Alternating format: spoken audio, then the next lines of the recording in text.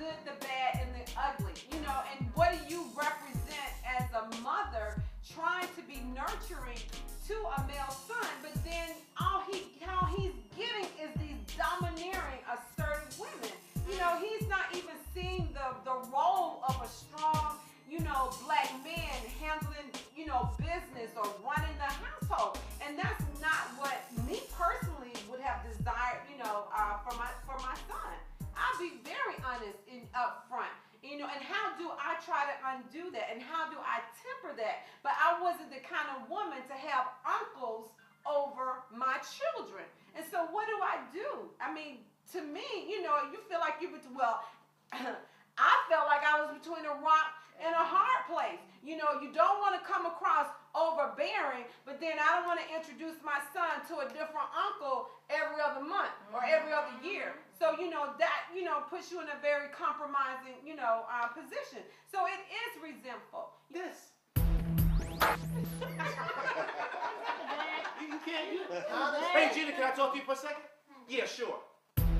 No, she didn't pause. She didn't turn it off. Honestly, she let the TV roll. And this is what this is about. Yeah, you can't talk. You can't talk. You can't communicate. But this is what this is about. This is supposed to be about being able to communicate and finding a common ground of communication.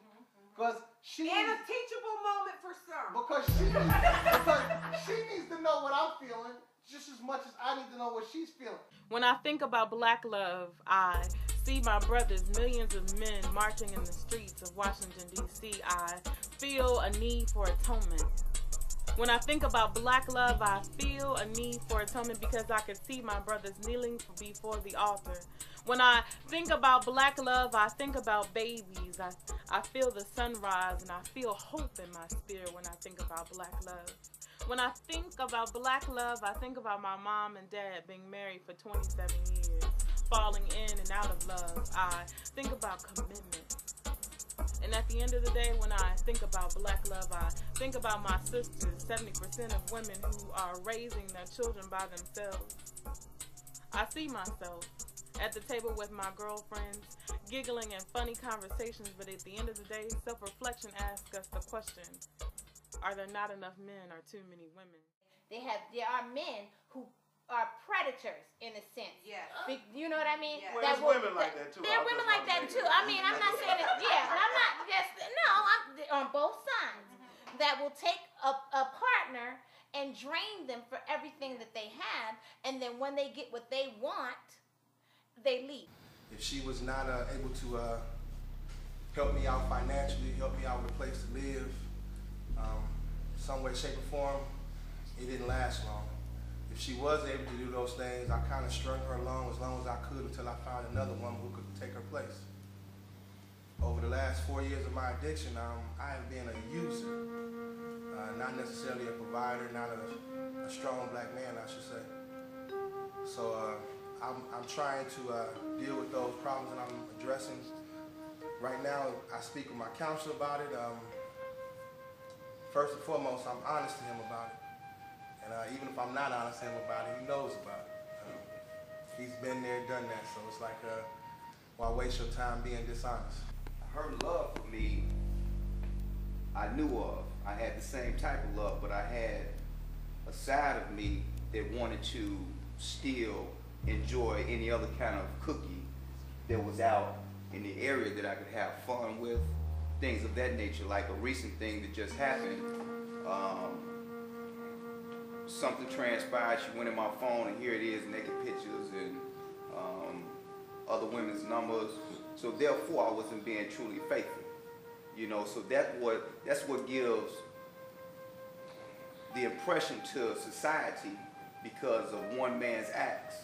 You know, because if I was totally in love with her and knew what I had to the fullest, I would have treated her differently than I did.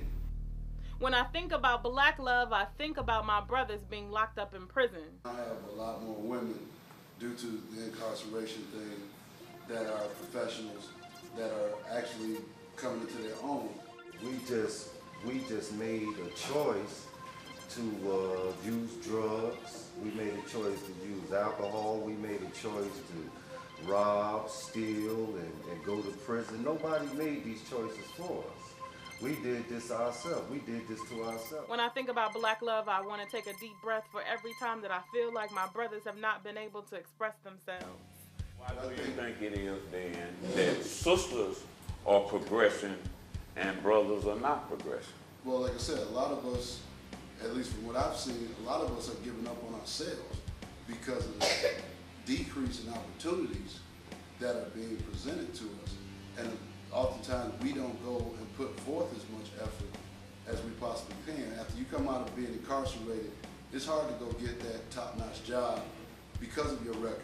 I mean, you could just have been in the wrong place at the wrong time, and from that point forward, you kind of late. When I go into a Blockbuster video store to buy a love story movie, I go to a movie that's not black. Because it's so hard for us to be in love. There's no fairy tale at the end of anybody's rainbow. Love is always complicated. It's never patient or kind. But I want a fairy tale.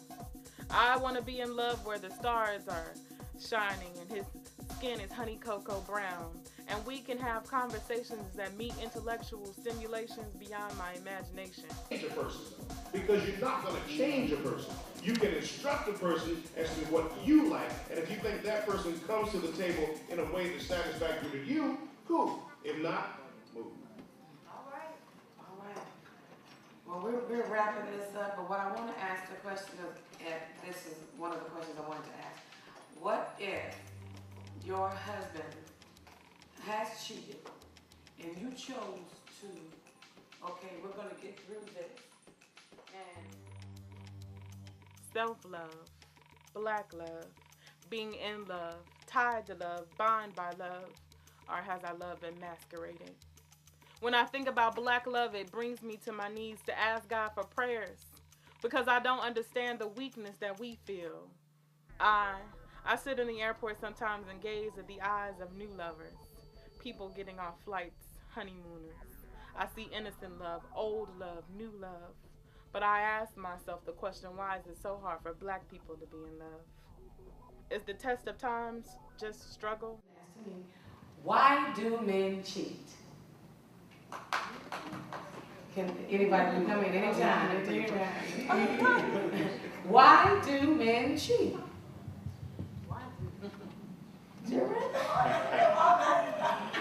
You be the first.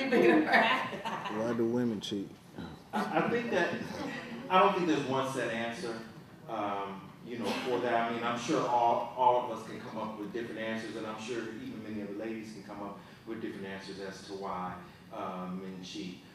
A lot of times, and one of the reasons I think that they may cheat sometimes is because you'll hear they said they're not getting at home what it is they need. And it's not generally a sexual thing in most cases. If any of you are familiar with a book, and you may have read it, you may not, I Don't Want Delilah, I Want You, that Bishop Eddie Long has written, it addresses that subject matter. And it deals with a lot of the different issues of what men are dealing with and what they're going through emotionally, psychologically, this, that, and the other, and all of that. And what it does, it breaks down a lot of times why men step outside of their marriage. And a lot of times they just want to be able to lay their head in their wife's laps and just for her to listen to them and feel them and hear the dreams and aspirations and the challenges that he's having in order to try and provide and give her a better life for he and his children, et cetera, et cetera, et cetera. But there can be a number of different reasons, that can be broken down as to why men cheat. I really can't give you one exact. I mean, we know some of them right off the bat. He says he's not getting at home what he thought he should have gotten physically, this, that, and other, or whatever. But it's really, really a difficult question, Jeannie, to really answer, and for you to really probably be satisfied and are happy with. Okay. I'm just saying, and not you. You deal with a lot of people, and when you on your journeys on the radio, people even call in and ask you, what are some of the things that guys have said to you? Well, I was about to say that I don't necessarily think it's just men that cheat, because who they cheat with. Oh, we do know that. Okay, so I mean, it's people are cheating, and anytime you have a situation where you have two people that are, committed to a relationship, or one of them is committed to a relationship, and both people know that, and they move outside of that relationship to do whatever. And it doesn't always have to be physical. I mean, it could be, you find some people, I know some people who said, look, you know what? Let's just get away. Let's just go away. Well, I like going away too. I mean, you know, for real. I mean, how do I justify that? I'm gonna go somewhere and I'm gonna meet you somewhere and we're gonna do what? We're gonna have a relationship with each other. I mean, for real, I mean, our relationship is work. I worked on that one, this one. That's why it's called cheating. Right. You know, so I mean, you know, so you find people sometimes they do it because of easy accessibility. Sometimes they do it because they want something to do. I mean, you know, there is, like my man said, there is no one answer. There are many, many different answers and many, many different reasons that people do it, and I don't think those reasons are consistent from person to person. Relationships that we expect things to come pre-packaged, that they should be perfected, they should be square, they should be triangle. So we come together, we make this particular shape. But relationships don't happen like that. And I think a lot of times we make assumptions that, you know, this person's not being a man or this person's not being a woman, but we don't know where they came from, how they were nurtured, what is you know, the standard in your particular culture or your world may not necessarily be the standard in another. Don't make it wrong. It may not fit for you. I just think moral of the story, I done cheated on every woman I ever been with. I'm gonna be real honest, and I'm not bragging, but come on, look who my superhero was. My boy Kool-Aid in the project, selling all the dope. Shoot me $20 for running to the store to get him some cigarettes. You've been socialized. You get what I'm saying? You've been and then socialized. that's my superhero. Right. And y'all want me to and Michael Jordan honestly tutored me in middle school. Him and Curtis Hunter. And I didn't care nothing about that boy or his little jersey, basketball. No, I sold it all when I hit the block. Yo, got a jersey, got a basketball. It's your conception as a child. You got to look at this, that baby. We old heads, you know what I'm saying? That's why we're figuring it out. That baby believe only in what he sees. So what I saw, my heroes was every guy that cheated on, because everybody I knew that I had to look up to either sold dope, had money in an illegal kind of way, you know what I'm saying? Because that was probably the only kind of way we probably could have got it far as I was, you know, conceiving the idea. So those was my heroes. So you blame me for cheating? Come on, bro. I was cheated when I woke up, man. We can't exactly blame ourselves. Them sisters come on to us a lot. Woo, say that You again. understand? I had a business. I'm a jeweler. I make jewelry. I make earrings, big pretty earrings and rings and things like that. Had businesses. Once I had a shop in the West End Mall. And hey, it wasn't nothing for a sister to come in and, hey, I get invited. Hey, brother, come here, come there. The sisters they've been bringing it, and they still bringing it. That's what's going on. Socialized. But see, the bottom line is now, as a man, now, before I say this, anybody in here not been approached by a woman? Okay, cool. I'm just checking now. But because the bottom line is, most women, most women will go as far as we allow them to go. So now, in each one of these situations, did they approach you, or were you out actually for the hunt? Were you out actually looking for somebody else? And if you were, why wasn't this woman enough? Why wasn't Tamika, Nancy? Why wasn't she enough? Why did you have to go find something else? It's not. I don't believe that it was. In those times when I was doing it, it wasn't that she wasn't enough. It was the point that it was a conquest. It was the point that I see this fine woman, okay, and she just offered me sexual intercourse. What I'm gonna do? I'm gonna look at this and I'm say, okay, no, I have a woman at home. Now that's what I should have said. Right. No, but before I matured. But what if she does that? You mad? If some guy goes up and hey, boom, just lays it on the counter. Maturity. Right. That's maturity. And women have this. I'm not gonna say. Well, they say they mature faster than us, but they have this dream or sequence fantasy of how they see their life. Right. I'm going to marry this man. This man is going to do thus and so. They already got you boxed up how you going to do and be in their life. Right.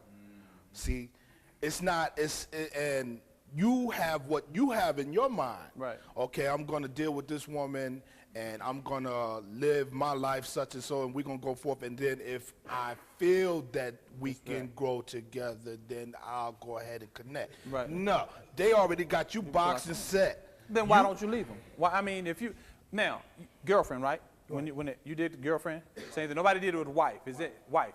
Okay. Are you still with that lady? You said you divorced. Why didn't you leave the wife in the first place? I mean, is the conquest so strong with us as men? Is the conquest so strong, that our conquest outbalances our rationale? Because we know if this was flipped around and Kevin walked to our girl, first of all, we'd be upset about that. Number one, is that hunting instinct that strong? It is. But to answer your question, I actually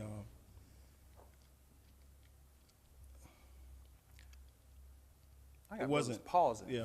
Got a brother got a pause going. Make sure you want to get it right. You got a pause. Make sure you get it right. Make sure you get it right. I married her because we had kids. We had kids. Gotcha. Out of wedlock. Gotcha. Growing up in a single family, trying to do the right thing.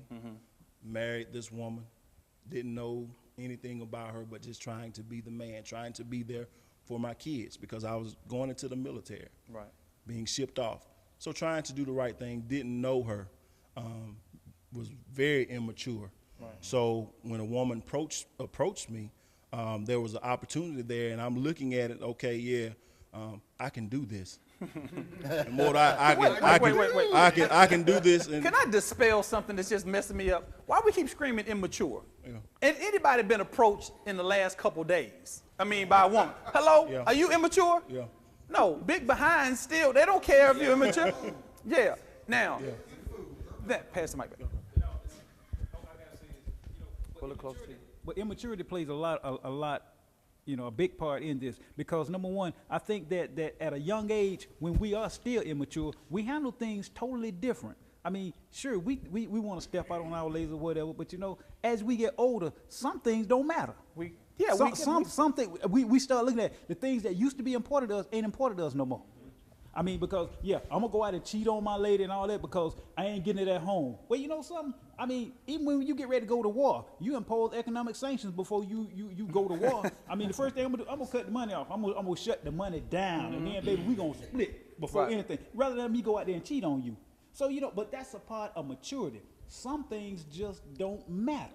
Don't make sense. And that's one thing that, as you grow older, it's like, sex is real important. As you grow older, it's like, baby, get up and go to work. We'll talk about sex later. Okay. Oh, well, y'all still messing me up now. Now, let me just take this a step further.